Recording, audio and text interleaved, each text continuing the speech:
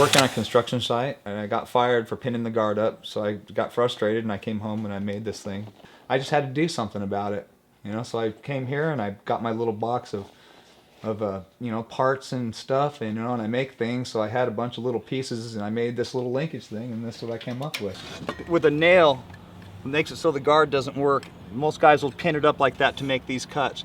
Well, this way with the Saw Guard Dog, you don't have to, you can control it with your thumb.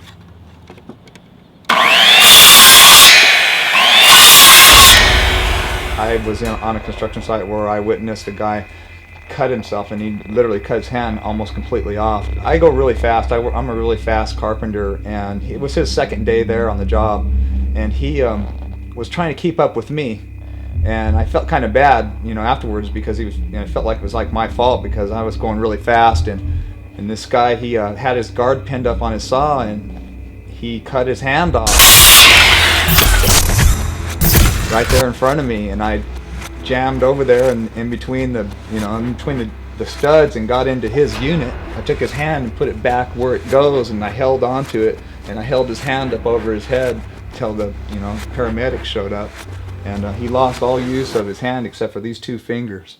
Every time I picked up the saw, I had that in the back of my mind that, you know, I got to really be careful because, you know, my pinning the saw it the same way he was, you know, and I watched it happen to somebody else. So, you know, it's, once you see something like that, it's in your head forever. You'll never go away. You can't erase it. The Saw Guard Dog is, for the general public, is going to allow the operator to have his hands on the handles. And if your hands are on the handles, you can't cut them.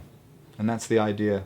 And for a regular person that uses a saw, just somebody who has one in their house, is just as, you know, just as possible to, if not more possible, for them to get hurt.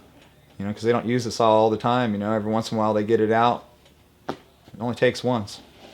I was trying to figure out a name for it, and my friend and I were trying to think of names for it, you know, and my dog was barking.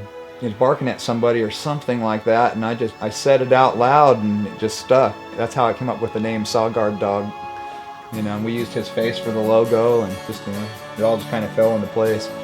With your help, we can save a lot of people from serious injury with a saw. And the idea is if your hands are on the handles, you can't cut them. Before the Saw Guard Dog, you had to take your hand off of the handle and put it here next to the blade to lift the guard up. And you lift the guard up to see the line you're cutting. So this way, you can cut your finger off very easily. With the Saw Guard Dog, your hands are on the handle so you can't cut them, and you can move the guard out of the way to see where you're cutting.